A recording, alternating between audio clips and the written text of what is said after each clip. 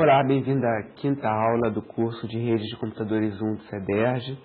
Na aula de hoje nós vamos falar sobre o World Wide Web, www. Vamos cobrir a parte específica dos protocolos de interação entre um cliente e servidor, que é o protocolo HTTP. A gente está seguindo o livro-texto do professor Kurosi e na aula de hoje a gente vai estar abordando o item 2.2 do capítulo 2, seção 2.2 do capítulo 2, que fala exatamente sobre o web e HTTP. Bom, primeiramente alguma nomenclatura, né? uma primeira nomenclatura. As páginas de web que a gente acessa na internet, elas contêm objetos, e esses objetos são termos genéricos para representar qualquer referência que tenha naquela página. Por exemplo, se uma página de web contém uma imagem JPEG, ou uma imagem GIF, uma figura, um applet Java, um arquivo de áudio, um som tocando no background, um arquivo de vídeo que vai ser feito streaming, cada um desses componentes são objetos da página de web. Em geral, cada objeto vai estar localizado em um arquivo diferente no servidor web. Essas páginas de web, elas em geral contêm uma página base, que é uma página especificada no formato HTML, onde HTML é uma linguagem para especificar as páginas de web. E essa página base, HTML, vai fazer referência aos diversos objetos que a página contém. Cada objeto, ele é, como eu falei, um arquivo diferente que está no servidor web e ele é endereçável por uma URL. O que é URL? URL em inglês significa Uniform Resource Location. É a localização do recurso. Então é basicamente a localização daquele objeto, onde dentro do servidor, em que pasta dentro do servidor, o objeto está localizado. Então, por exemplo, no exemplo de URL, está aqui nesse slide, www.samschool.edu/somedepartment/pic.gif. O nome www.samschool.edu é o nome do sistema final onde o servidor web está rodando. Então, nessa máquina endereçada pelo nome www.samschool.edu, existe um servidor web rodando ali. E dentro desse servidor, dentro dessa máquina, no caminho, na pasta somedepartment/pic.gif, está o arquivo que representa aquele objeto, que é aquela imagem GIF. Então, nesse caso, a gente está acessando um objeto específico, uma imagem GIF. Então, só recapitulando, a página contém vários objetos, a página, em geral, é definida por uma página base HTML. Essa página base vai fazer referência a vários outros objetos que estão contidos naquela página de web. E cada um dos objetos está localizado em um arquivo separado e cada arquivo é endereçável por uma URL, que é a localização do arquivo dentro do servidor. Bom, então entendendo isso, a gente vai passar a ver os detalhes do protocolo HTTP e como que um cliente e um servidor interagem de forma a possibilitar que um cliente recupere e acesse uma determinada página de web e seus objetos.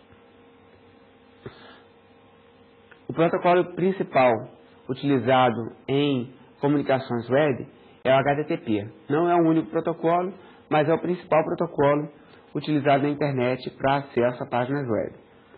HTTP significa Protocolo de Transferências de Hipertexto. Hipertexto é exatamente esse texto que é formatado em formato HTML que pode fazer referência a outros objetos ou a outros textos, por isso que é chamado de hipertexto.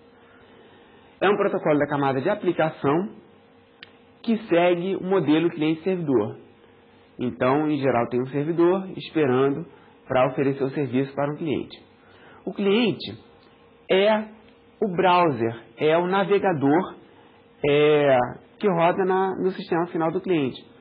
Esse browser, esse navegador, ele vai executar o protocolo HTTP para acessar objetos que estão contidos num determinado servidor.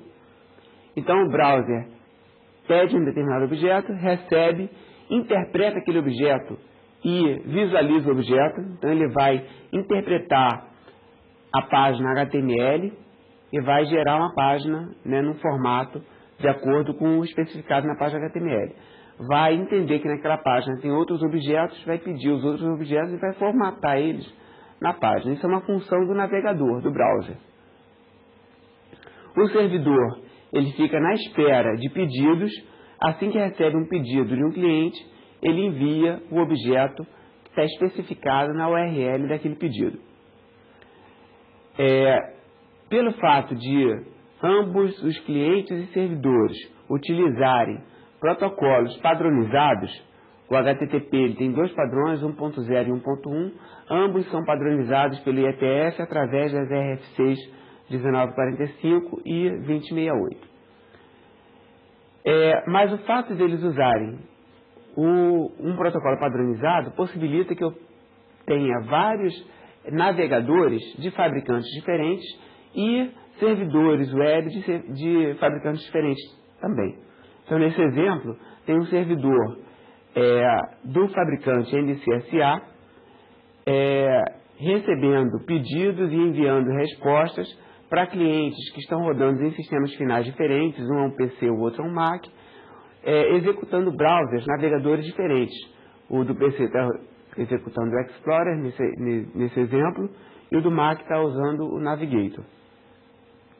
Mas qualquer browser, qualquer navegador e qualquer servidor que falem o protocolo HTTP vão se comunicar e podem interoperar sem nenhum problema de compatibilidade. O HTTP, ele utiliza um serviço da camada TCP, de transporte. Então, como a gente viu, a camada TCP é uma camada confiável, de transferência confiável. Por que ele prefere isso? Porque, basicamente, a operação do HTTP consiste de transferência de arquivos. O arquivo pode ser, como eu falei, uma imagem, um áudio, um texto descrevendo, né, a página de web que você está lendo. E, por ser uma transferência de arquivo, é interessante, né, que seja uma transferência confiável, para que você não tenha nenhum dado corrompido na sua imagem ou no seu texto. O cliente, então, inicia uma conexão TCP e o servidor utiliza a porta padrão número 80. Essa porta identifica qual é o socket, qual é a interface entre o processo de aplicação e o sistema operacional. Ela é identificada por um número de porta. E essa porta, então, 80, é a porta do protocolo HTTP. É a porta padrão. É óbvio que você pode ter um outro processo servidor rodando numa outra porta, mas clientes teriam que saber que o processo servidor não está na porta 80 e sim numa outra porta. O normal é você ter servidores rodando na porta 80. O servidor, então, aceita a conexão TCP do cliente. O cliente, então, vai enviar uma mensagem HTTP com uma determinada URL. O servidor vai responder com os objetos e, eventualmente, o servidor vai encerrar a conexão quando terminar de enviar o objeto ou os objetos que compõem aquela página de web. O protocolo HTTP ele não mantém estado. O que significa isso? Cada pedido HTTP é independente do pedido passado. Não existe nenhuma relação entre o pedido atual e qualquer outro pedido passado. O servidor não sabe de nenhum histórico anterior. Então, quando eu acesso uma página, eu envio uma URL e aquela URL independe de qualquer outra URL passada. Um próximo pedido vai ser de novo um pedido independente. Com isso, o servidor HTTP ele não tem como controlar quais foram as páginas acessadas por um determinado cliente, qual é o identificador do cliente, quais os objetos que aquele cliente já acessou. Isso vai ser feito, essa funcionalidade de estado vai ser feita por outros processos, através de cookies, através de servlets, mas não pelo protocolo HTTP. Então, se algum servidor de web precisa manter estado sobre a utilização do cliente, por exemplo, precisa saber que o cliente já colocou as compras no carrinho antes de chegar na página de compras, por exemplo, essa informação de manter estado, ela em geral é feita por um outro processo e não pelo protocolo HTTP. Em geral, os protocolos que mantêm estado são bastante complexos. Primeiro porque eles têm que guardar a história passada de atividade de um determinado cliente. Então, para todo cliente, ele teria que saber, esse cliente já está procurando pelo livro sobre redes de computadores, achou o livro do Kurose, botou no carrinho, continua procurando, achou o livro do Tannenbaum, pegou o livro do Tannenbaum, botou no carrinho também, aí eventualmente chegou na página de compras para pagar por aqueles livros, então tem que saber que o cliente já acessou aqueles livros anteriores e já colocou no carrinho. Então, essa informação de estado, ela tem que ser guardada em uma funcionalidade extra.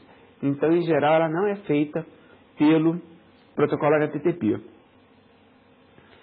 Além disso, caso você tenha qualquer interrupção entre o servidor e o cliente, o estado ele fica não sincronizado. Então, por exemplo, eu comecei a acessar uma página, o servidor está guardando o estado de objetos que eu já acessei e, de repente, eu paro e não estou mais interessado naqueles objetos, desliguei meu computador e o servidor está lá rodando, esperando que o cliente eventualmente conclua a sua compra, né? Então, essa visão do estado muitas vezes pode ser não consistente.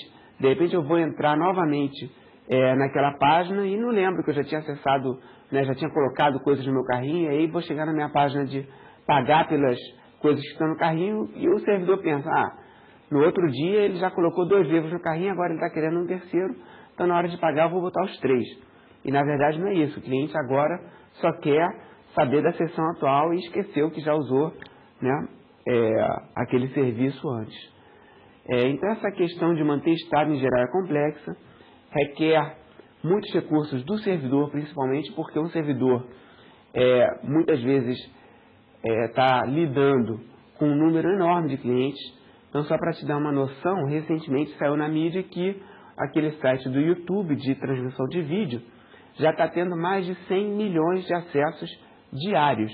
Então, a cada dia, 100 milhões de clientes diferentes estão acessando vídeos diferentes. Imagina se o servidor tivesse que manter histórico de para cada cliente quais foram os vídeos que ele já assistiu, para oferecer um serviço do tipo, que alguns serviços são interessantes. Por exemplo, se você comprou um livro de redes, é muito provável que você esteja interessado em outros livros de redes também.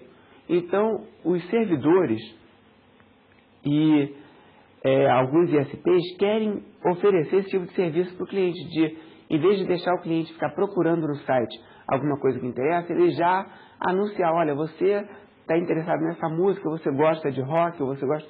Então surgiu esse novo lançamento e ele já tem uma atitude proativa e não reativa, não fica esperando o cliente procurar por um pedido, mas sim uma atitude proativa de tentar oferecer para o cliente algo que ele possa estar interessado. E isso é possível se a gente manter estado, né, se o servidor manter estado sobre um determinado cliente, os acessos de um determinado cliente. E isso tem um custo relativamente alto. Bom, então só para dizer que o HTTP não mantém estado, esse tipo de funcionalidade em geral é feito por outras ferramentas como cookies, como servlets, que vão ser abordadas mais à frente. As conexões HTTP podem ser de 2 tipos, não persistentes ou persistentes.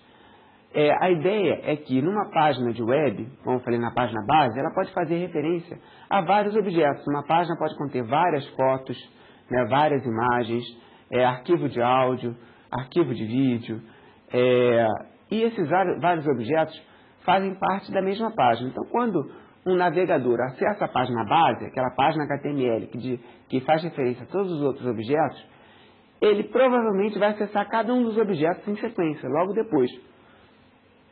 No HTTP não persistente, no máximo um objeto é enviado pelo servidor em cada conexão TCP, em cada acesso. Então, se uma página de web contém 10 objetos, entre fotos, vídeos, áudio, cada objeto e a página base, cada um deles vai ser enviado numa conexão separada na versão inicial do HTTP, que foi o HTTP 1.0, que era um HTTP não persistente. Mais recentemente, foi proposto o HTTP 1.1, usando conexões persistentes. O que significa isso? Que quando existe uma página base que faz referência a outros N objetos, 10 objetos, por exemplo, a conexão TCP fica aberta e se mantém aberta, e todos os objetos podem ser transferidos sobre uma única conexão TCP entre o cliente e o servidor. Então, com isso, você elimina o custo adicional de abrir várias conexões TCP, uma para cada objeto, e acaba tendo um desempenho um pouco melhor. Bom, então o exemplo de uma conexão não persistente é dado nesse slide e no próximo. Vamos supor que o usuário digita a URL www.alguma universidade.br/algum-departamento/index.html. Então, relembrando, nessa URL, nessa localização do objeto, o objeto é a página base index.html. Então, já para vocês saberem, quando a página base não é especificada, ou seja, quando eu termino no caminho, se eu terminasse no caminho /algum departamento/ e não escrevesse index.html, em geral os servidores vão procurar pela página base index.html ou index.php, dependendo da configuração do próprio servidor. Mas, em geral, é interessante especificar a URL completa contendo o nome do objeto, mesmo que esse objeto seja a página base. O hospedeiro, o servidor, está rodando então na porta 80 da máquina www.algumauniversidade.br e dentro dessa máquina, no caminho /algum departamento, /index.html, está localizado o objeto que a gente está interessado. O cliente, no passo 1A, ele inicia a conexão TCP com o servidor que já está rodando na porta 80. Então tem que lembrar que o servidor, nesse modelo cliente-servidor, tem que estar rodando antes, a priori, esperando numa determinada porta. No passo 1B, o cliente está lá rodando no sistema final www.algumauniversidade.br na porta 80, espera a conexão, recebe o pedido do cliente, aceita a conexão e envia uma mensagem de aceito da conexão para o cliente. Quando o cliente recebe essa mensagem, no passo 2, vai enviar a mensagem de pedido HTTP, que vai ser a mensagem que vai conter a URL acima, essa URL que tem o objeto index.html. Através dessa mesma conexão, do socket dessa mesma conexão TCP que foi estabelecido nos passos 1A e 1B. No passo 3, o servidor recebe a mensagem de pedido, acessa o objeto index.html, gera a mensagem de resposta, contendo o objeto index.html e envia essa mensagem de resposta de volta para o cliente. No passo 4, como ele está usando o HTTP não persistente, ou seja, cada objeto vai em uma conexão separada, o servidor, assim que termina de enviar o objeto completo, envia uma mensagem HTTP de encerramento de conexão. Ele vai encerrar a conexão após o término do envio do objeto solicitado. O cliente recebe a mensagem de resposta contendo o objeto HTML, processa esse objeto, visualiza o objeto, analisando esse arquivo HTML, index.html, encontra N objetos, nesse caso, nesse exemplo, encontrou 10 objetos JPEG, e, querendo acessar os 10 objetos, que é o normal de um navegador, ele vai automaticamente repetir os passos de 1 a 5 para cada um dos 10 objetos JPEG, para cada uma das 10 imagens JPEG contidas nesse objeto inicial base index.html. E com isso, repete esse processo de 1 a 5, 10 vezes de novo para cada objeto JPEG, abrindo a conexão, pedindo objeto, recebendo objeto. Fecha a conexão, depois vai para o próximo objeto, abre uma conexão, transfere o objeto, fecha a conexão e por aí vai. Então, como é que a gente pode interpretar, modelar o tempo de resposta de uma conexão cliente-servidor HTTP utilizando o protocolo HTTP 1.0 no modo, então, não persistente? Vamos definir inicialmente um termo que é muito usado em redes de computadores, que é chamado de RTT, round trip time, ou tempo de ida e volta, que é basicamente um intervalo de tempo entre a ida e a volta de um determinado pacote de dados entre um cliente e um servidor. O RTT é muito usado para ter uma noção do tempo de resposta. Eu fiz um pedido, quando que eu vou receber a resposta desse pedido? No caso de uma conexão não persistente, nós temos um tempo de ida e volta inicial, esse RTT inicial, que é usado para estabelecer a conexão TCP. Depois disso é enviado um pedido HTTP para um determinado objeto e depois o objeto é recebido e o servidor transfere aquele objeto, né? Então, basicamente, para cada objeto acessado utilizando o HTTP não persistente, nós vamos ter 2 vezes o RTT, que é 2 vezes o tempo de volta, uma vez para estabelecer a conexão, outra vez para enviar o pedido e receber a resposta, mais o tempo de transmissão daquele objeto. Eu não sei se vocês lembram, no final do capítulo 1, quando a gente estudou tempo de transmissão, a gente viu que para transmitir um determinado objeto de L bits numa conexão ou num link com taxa de transmissão de R bits por segundo, a gente leva L sobre R. Então, esse tempo de transmissão ele é dependente da banda entre o cliente e o servidor, R bits por segundo, e do comprimento do objeto, do tamanho do objeto, L. Então, a gente teria um tempo total de 2 RTT mais o tempo de transmissão, então seria 2 RTT mais L sobre R. Bom, o HTTP não persistente, ele não é muito eficiente pelo fato de ele precisar de, para cada objeto, 2 conexões, 2 acessos ao servidor para cada objeto. Um acesso para estabelecer a conexão e um outro acesso para transferir o objeto. Então, são 2 RTTs para cada objeto. Além disso, para cada objeto, o sistema operacional vai alocar uma nova conexão TCP e cada conexão TCP, a gente vai ver no próximo capítulo, que consome recursos do sistema operacional, consome memória, que é utilizada para armazenar, né, o buffer de transmissão do TCP, para garantir que a transferência seja confiável. Então, quanto mais conexões TCP, maior o consumo de recursos de memória do sistema operacional.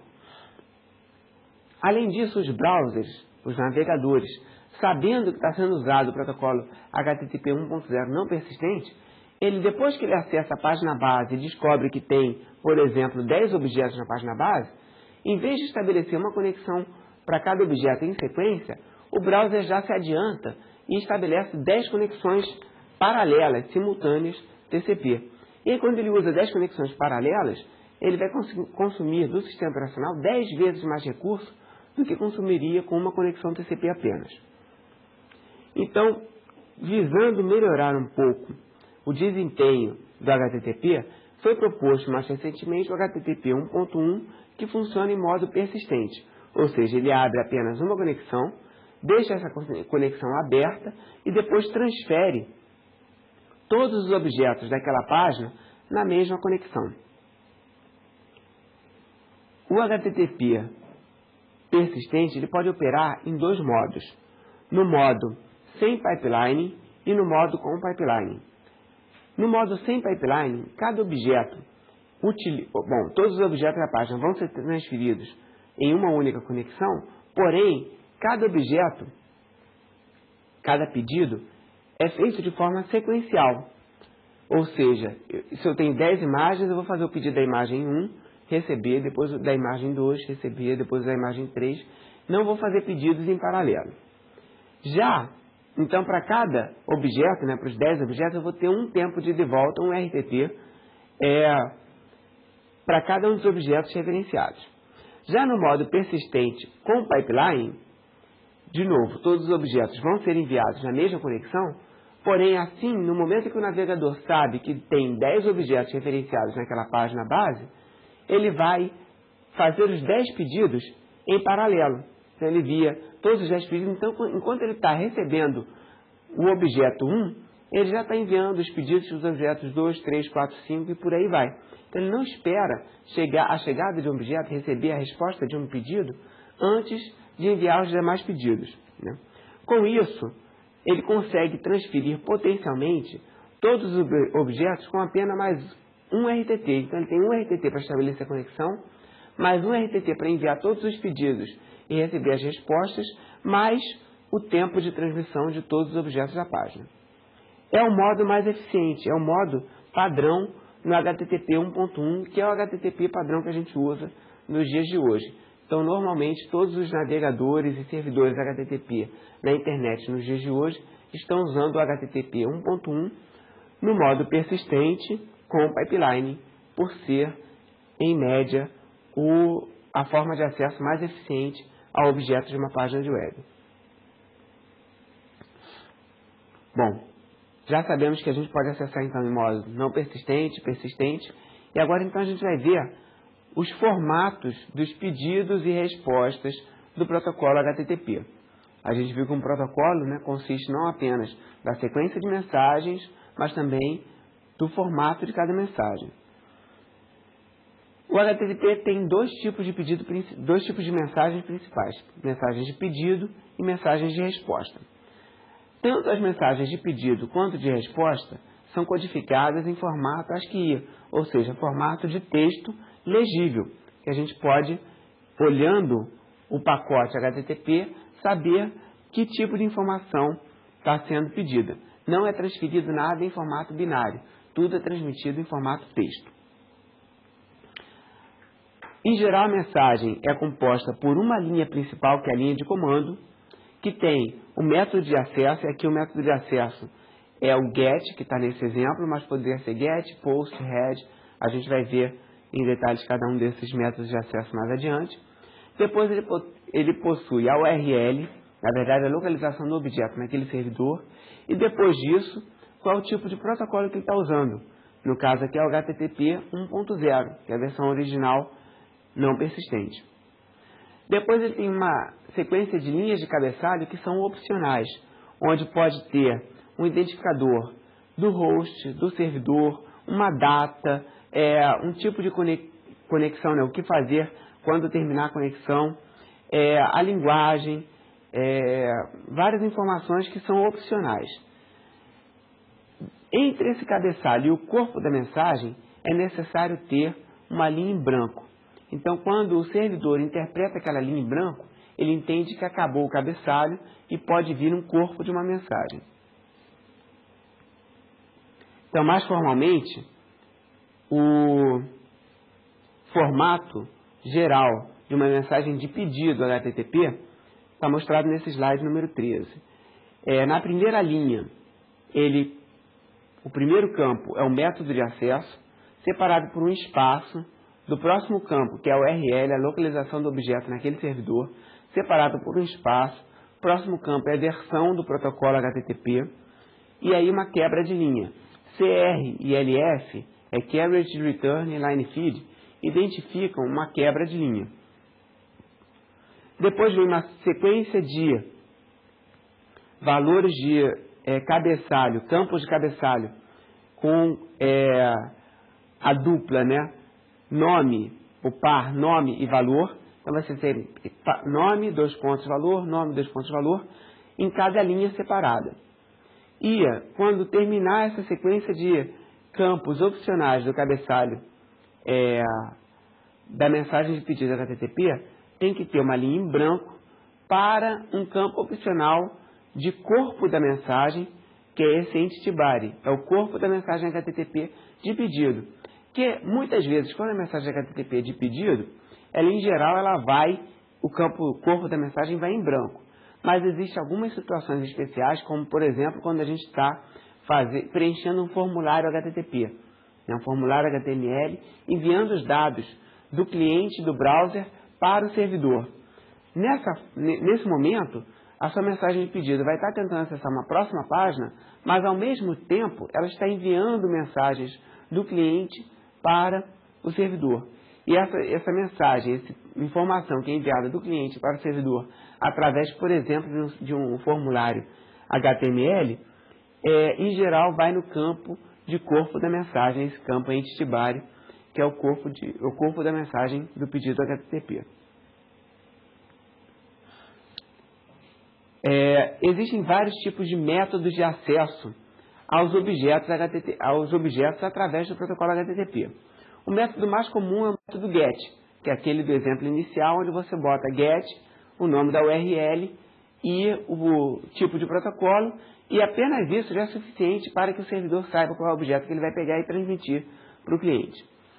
Um segundo método é o método POST, que é muito utilizado na hora de enviar dados do cliente para o servidor, por exemplo, quando você preenche um formulário HTML. Essas informações que foram preenchidas no formulário HTML, em geral, vão no corpo da mensagem do pedido HTTP, utilizando-se o método POST.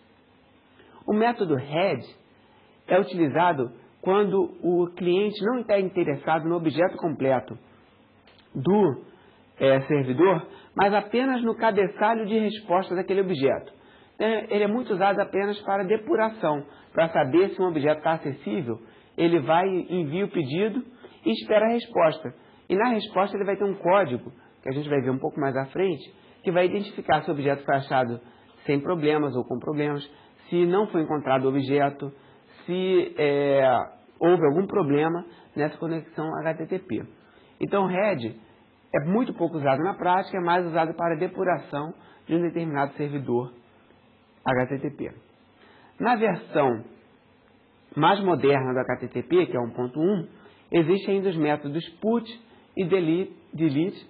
O método PUT permite que o cliente faça upload de um determinado objeto para o servidor e colocar esse objeto numa determinada URL, e o método delete permite que o cliente remova um determinado objeto especificado numa determinada URL. É óbvio que para executar tanto o PUT quanto o delete, você precisa estar autenticado junto ao servidor e existe um controle de acesso, não é qualquer cliente que vai poder ficar fazendo upload e remoção de arquivos de objetos no servidor.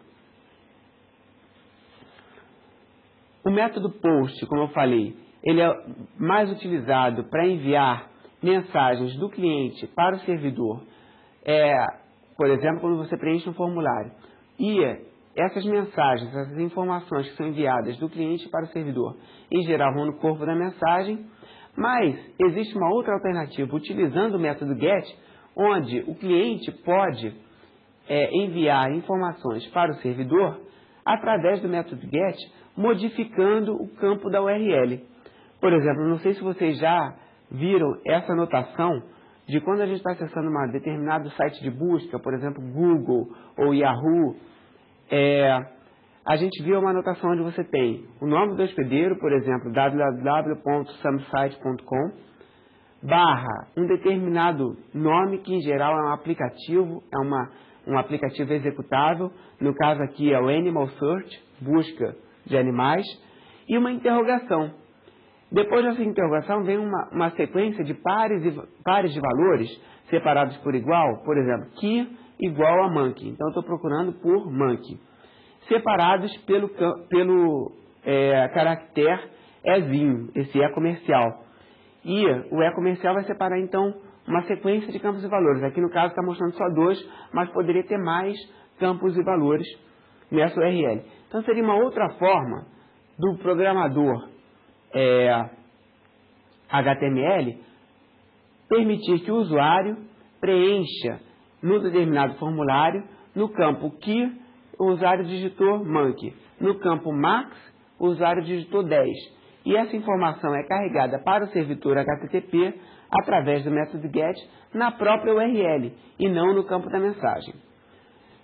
Pelo fato de ser na própria URL, existe uma limitação do tamanho, da quantidade de caracteres que pode ter no campo URL.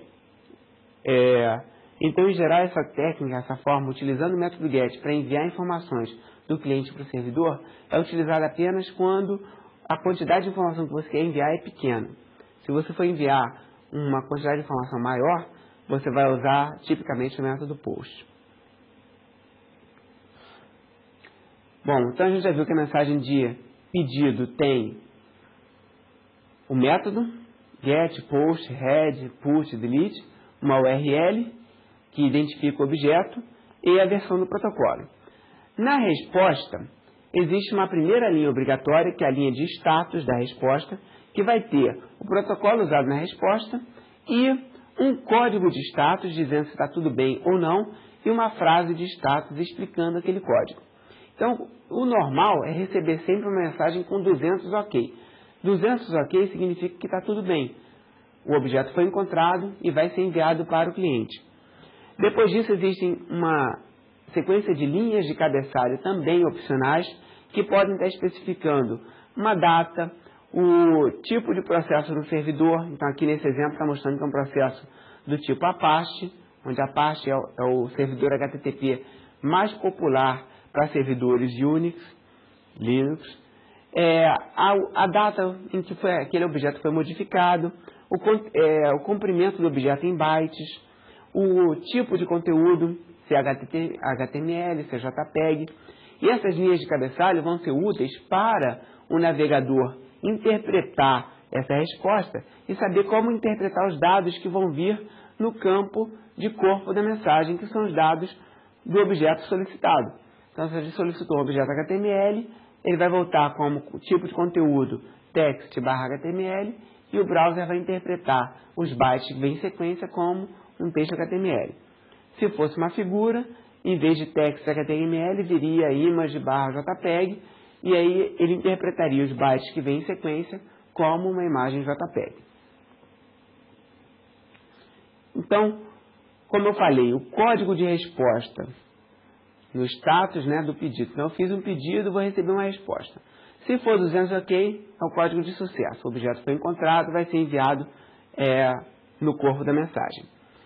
Se o objeto mudou para uma outra localização, a mensagem 301 ela é enviada e no cabeçalho pode vir um campo localização mostrando para onde esse objeto foi movido. Então, ele pode ser movido por uma outra URL e aí o navegador, muitas vezes, automaticamente, é redirecionado para essa nova URL. Então, o campo 301 é muito usado para redirecionar pedidos para uma outra localização. O campo 400 é quando a mensagem de pedido não foi entendida pelo servidor, então houve algum erro na mensagem de pedido, ou a URL está errada, ou o tipo de protocolo está errado, algum campo que o servidor olhou e não conseguiu entender o que o cliente está pedindo. A mensagem 404, not found, ela é retornada quando o objeto solicitado não é encontrado no servidor. Então, muitas vezes, o próprio dono do conteúdo move os objetos. E, às vezes, um cliente que não sabe que o objeto foi movido tenta acessar aquele objeto manualmente, digita a URL e recebe uma mensagem de 404 not found, indicando que o objeto não se encontra mais no servidor, não foi encontrado no servidor.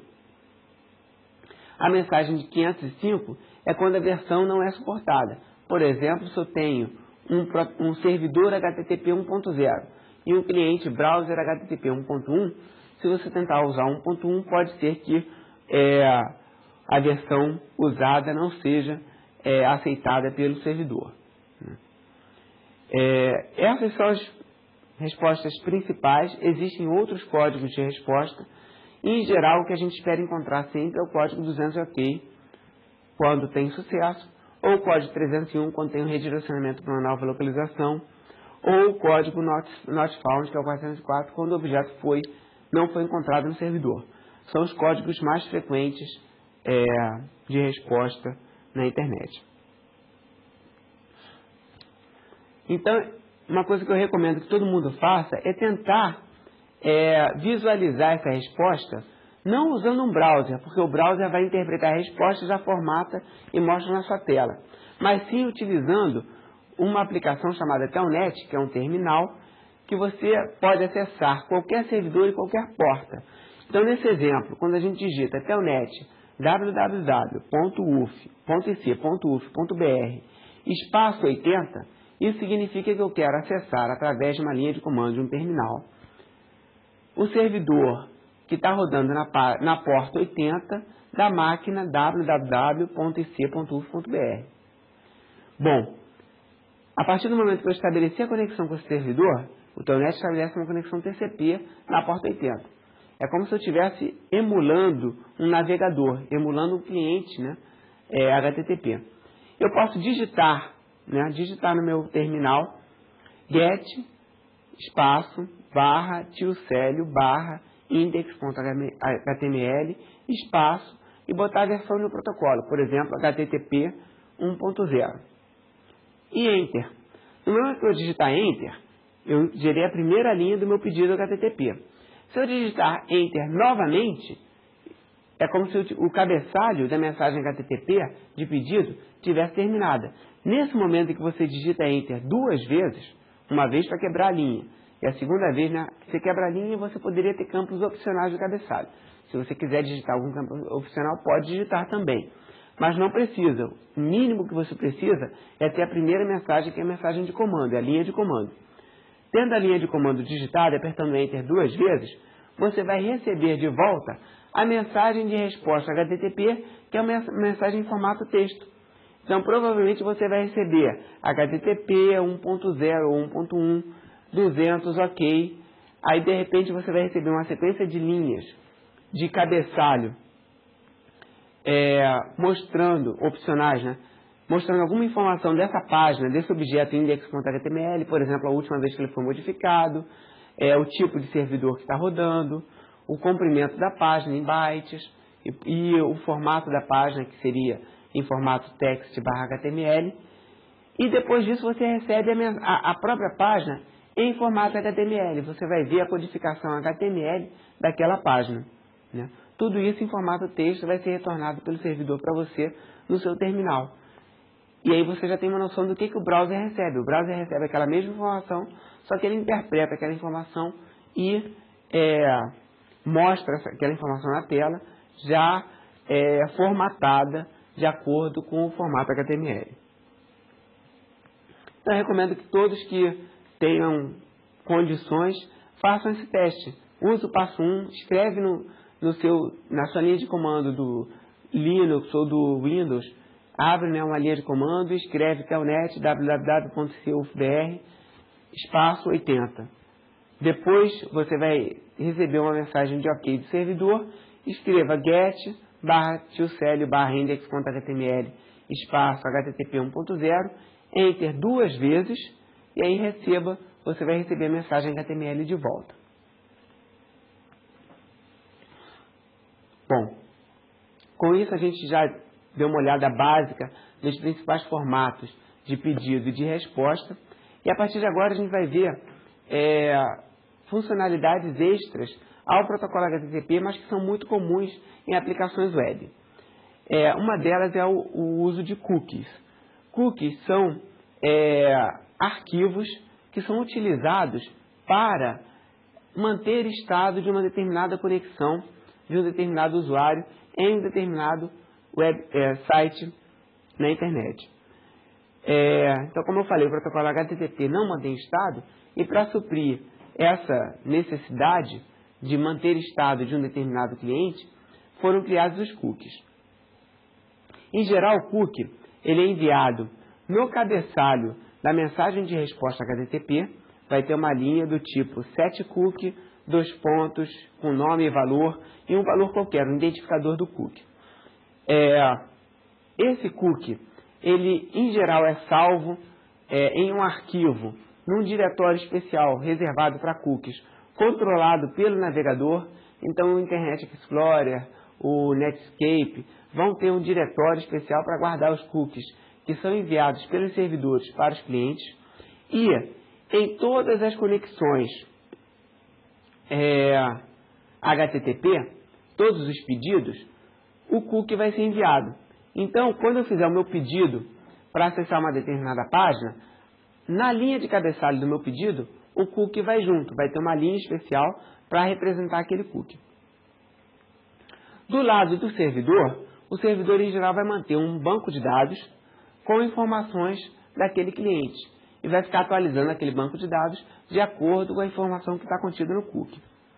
Nesse exemplo, é o exemplo em que uma usuária, Suzana, está acessando a internet sempre do mesmo PC, porque o cookie está mantido localmente naquele PC. Tá? Eu estou falando aqui que é mantido em arquivo porque a grande maioria dos cookies é um cookie permanente, é um cookie persistente, que ele fica gravado no arquivo. Mas existem alguns cookies que são cookies temporários, que ficam apenas residentes na memória durante uma determinada sessão de um browser, de um navegador. Por exemplo, muitas vezes quando você acessa um banco, o banco vai te enviar cookies temporários que ficam na sua memória. Quando você termina de fazer o seu acesso ao banco, aquele cookie desaparece e não fica armazenado em nenhum arquivo. Isso por questões de segurança. Mas, em geral, o cookie é armazenado em arquivos e a primeira vez que você visita um determinado site que quer manter estado do seu acesso naquele site, por exemplo, um site de compras, né, uma livraria, esse site vai criar uma conta para você, um nome de usuário, vai criar uma entrada para você no banco de dados dele e vai enviar para você um cookie, que é um identificador seu. Depois disso, em cada pedido que você fizer de acesso àquele site, você vai enviar o seu identificador. Digamos que o meu identificador seja 1234. Então, em cada acesso meu, a cada objeto, eu procurei pelo livro 1, depois o livro 2, livro 3, para cada um desses, a cada pedido que eu faço, eu envio o meu cookie. E enviando o meu cookie, o servidor observa aquele cookie e atualiza o banco de dados relativos ao cliente, que sou eu, né? E aos acessos que eu estou fazendo naquele momento. Então, com isso, o servidor começa a saber, começa a ter um histórico das suas operações, dos seus acessos naquele site. Os cookies, então, são enviados do cliente para o servidor a cada pedido. Nesse exemplo aqui, a gente já tem no lado do cliente, gerenciado pelo browser, pelo navegador, um arquivo, ou um diretório, ou uma pasta, aqui já tem um cookie para o site da eBay com valor 8734, por exemplo.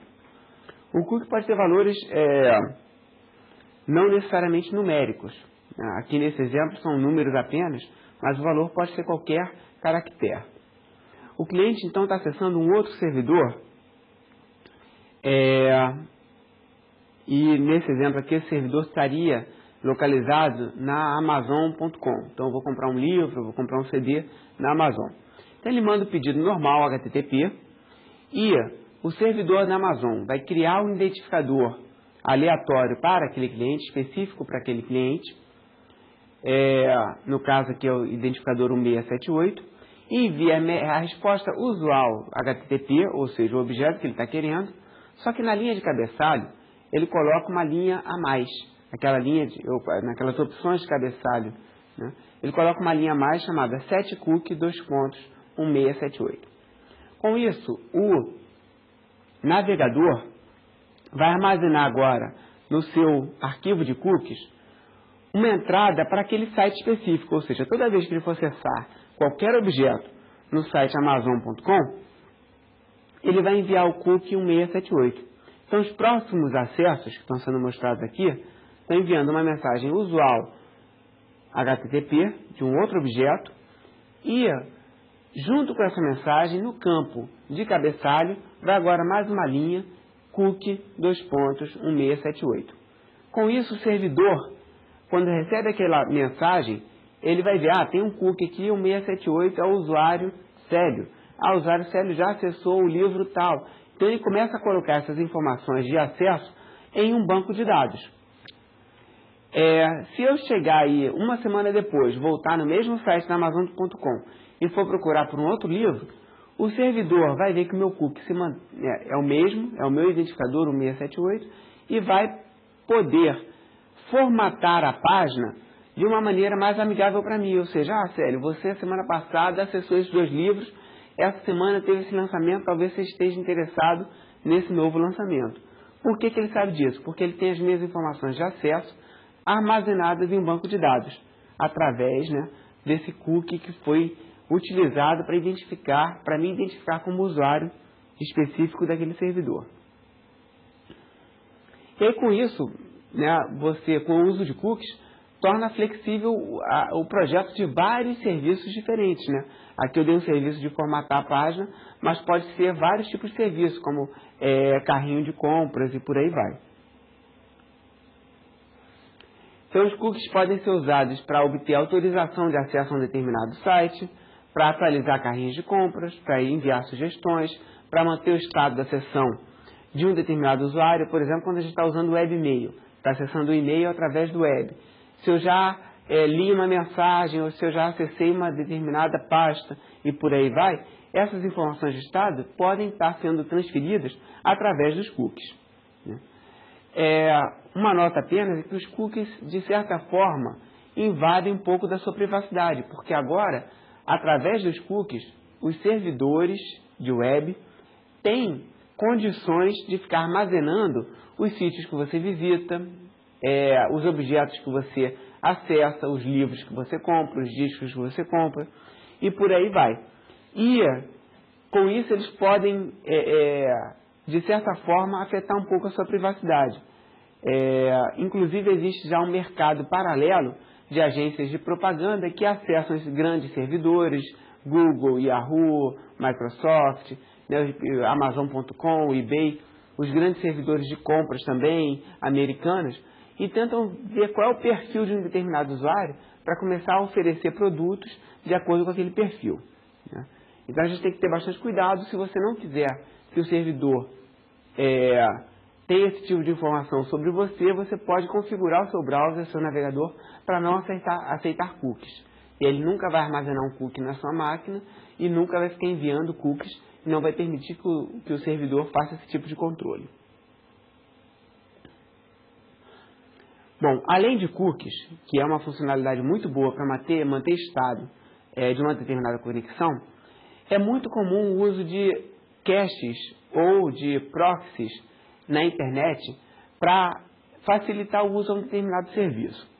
A ideia do proxy é que os clientes vão acessar um servidor proxy e o servidor proxy acessa ao servidor real. Por que existe essa forma indireta de acesso? Porque muitas vezes a conexão do cliente para o servidor proxy é uma conexão cara, é uma conexão mais restrita, com menos banda.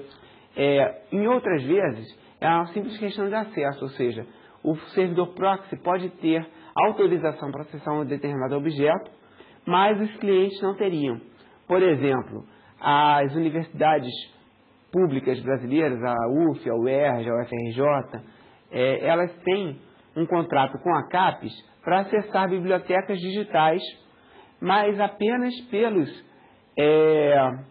pelas máquinas que estão localizadas fisicamente nessas universidades, UF, UFRJ, UERJ e por aí vai. Se na minha casa eu estiver fazendo uma pesquisa e precisar acessar uma biblioteca digital, eu não tenho acesso, porque eu não paguei por esse acesso. Mas a UF, a UFRJ, a universidade que eu estou filiado, tem acesso. Então eu posso usar um servidor proxy da UF, da UFRJ, da UERJ, que tem acesso à biblioteca digital, e na minha casa ter acesso a esse conteúdo através desse proxy. Os proxies ou caches são muito utilizados também para reduzir o tempo de resposta, né, de pedidos de alguns servidores, porque o proxy pode estar localizado numa rede de alta velocidade, onde rapidamente recupera o conteúdo que pode estar em qualquer ponto da internet e traz ele para o proxy, e depois ele envia esse conteúdo para o cliente. Então, o proxy ele atua tanto como cliente quanto como servidor.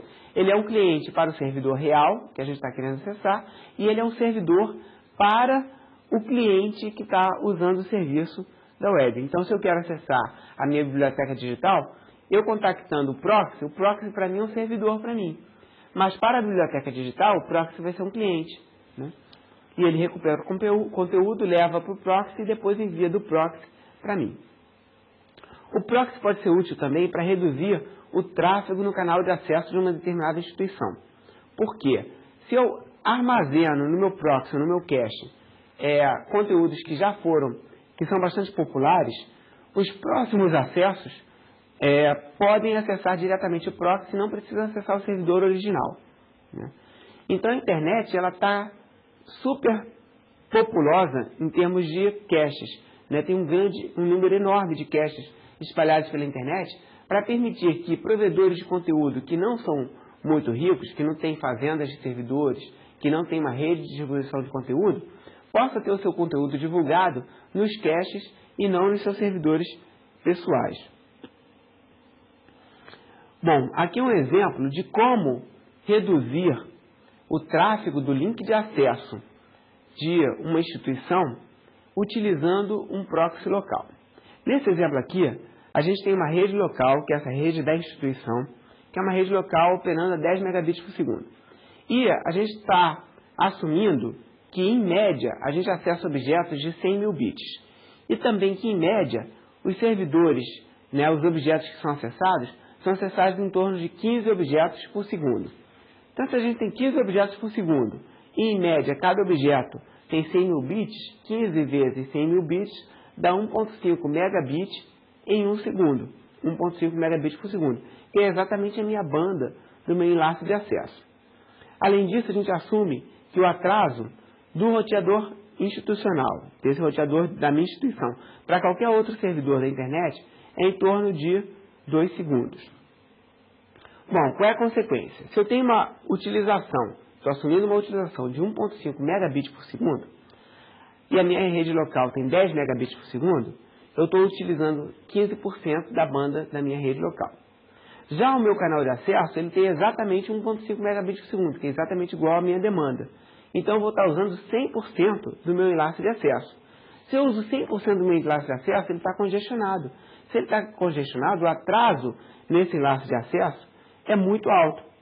Então, a gente tem um atraso total, o tempo de resposta total seria o atraso da internet, que são aqueles 2 segundos, mais, potencialmente, vários minutos de transferência num enlace congestionado, que é o meu enlace de acesso, e mais alguns milissegundos de transmissão na minha rede local, que é o atraso da rede local dentro da minha instituição.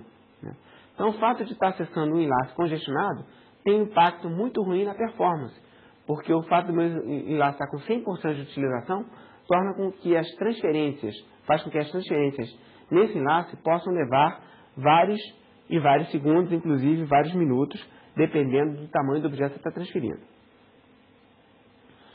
Bom, uma opção para melhorar o desempenho seria aumentar a banda do enlace de acesso. Aqui nesse exemplo a gente aumentou de 1.5 para 10 megabits por segundo. Com isso, o enlace de acesso tem uma utilização de apenas 15% e o atraso total já reduz para alguns segundos para acessar o servidor, mais alguns milissegundos para transferência no enlace de acesso, mais alguns milissegundos para transferência na rede local. É uma solução que resolve o problema de desempenho, porém é uma solução muito cara, porque a gente está comprando enlaces de maior velocidade, sai muito caro para a nossa instituição. Então é uma solução que na prática não é muito utilizada. Uma solução muito mais barata é utilizar uma cache institucional, ou seja, reservar uma das máquinas da sua rede local como uma cache para acessos. E se a gente assumir uma taxa de acerto de 40%, 0,4, ou seja, se 40% dos objetos que eu vou tentar acessar no web já estiverem na minha cache, com isso, 40% apenas dos pedidos, 40% dos pedidos são atendidos imediatamente. 60% dos pedidos vão ter que trafegar pelo enlace de acesso em direção à internet. Então, a gente já tem uma redução de 60% da utilização do canal de acesso, do enlace de acesso. E com isso, esse enlace de acesso já não fica mais congestionado. Não estando congestionado, o atraso para a transmissão de objetos nesse link não congestionado já cai para a faixa de milissegundos. Então, a gente já tem um atraso total que é reduzido em praticamente 60%. A gente tem 60% vezes os 2 segundos para acessar o servidor na internet, mais alguns milissegundos para a transferência no enlace de acesso e na rede local. Então, o uso de uma cache institucional é uma solução muito mais barata para se melhorar o desempenho em enlaces que estão congestionados. Bom, então, para dar suporte para essa funcionalidade de caches que estão espalhados pela rede, já contendo cópias do conteúdo original nesses servidores proxy, foi criado um método de acesso chamado getCondicional, onde a cache informa ao servidor original qual é a data do objeto que ela já tem armazenado. Com isso, o objetivo é de que a cache não precise receber um objeto que ela já tem e também que ela possa receber um objeto que tenha sido modificado, ou seja, se um objeto foi atualizado no servidor original e a cache tem uma cópia antiga, através desse método de getCondicional, a cache vai saber que ela tem um objeto antigo, vai remover esse objeto e vai receber o objeto novo do servidor. Esse getCondicional ele é implementado através de uma linha que é inserida no cabeçalho do pedido da mensagem HTTP, que tem a data do objeto. Então eu vou pedir, eu quero o objeto index.html que está no servidor www.tcufbr, como era o nosso exemplo original. Só que além disso, eu vou incluir uma linha a mais, dizendo se esse objeto foi modificado desde uma determinada data. If modified since, data. Se ele foi modificado depois dessa data, eu quero receber o objeto. Mas se ele não foi modificado, eu não preciso receber o objeto. Então aqui o primeiro exemplo eu estou acessando o index.html, o servidor recebe aquele pedido e vê. Se o objeto não foi modificado, ele não envia nada. Então ele vai enviar uma resposta HTTP 304 não foi modificado. Com o código, em vez do código normal, era o código 200 ok. Lembra? Então o código 200 ok diz que o objeto foi encontrado e ele está enviando. O código 304 not modified vai dizer que o objeto não foi modificado, portanto, não está sendo enviado nessa mensagem de resposta. E a cache já tem esse objeto armazenado e envia aquele objeto que já está previamente armazenado para o cliente. No caso de o objeto ter sido modificado, ou seja, o dono do index.html foi lá e modificou aquele objeto, quando a cache tenta acessar o objeto e envia a mensagem HTTP, vai ter, foi modificado desde uma determinada data? O servidor verifica e vê, sim, foi modificado. Então ele vai enviar uma mensagem normal HTTP, 200 ok, e essa mensagem normal vai ser um indicativo para a cache de que aquele objeto foi modificado e que deve ser atualizado. A cache recebe o objeto, atualiza e envia para o cliente. E com isso, essa funcionalidade de caches o uso de get condicionais possibilitam que o objeto que já está armazenado não precise ser reenviado novamente para a cache e também possibilita que um objeto possa ser modificado no servidor original e a cache receber a nova cópia utilizando esse get condicional. Bom, com isso a gente conclui essa aula. A gente viu basicamente os principais formas de acesso do protocolo HTTP, o formato das mensagens, o uso de cookies e o uso de caches. E a partir da aula que vem a gente vai estar vendo novas aplicações como FTP, e-mail e DNS.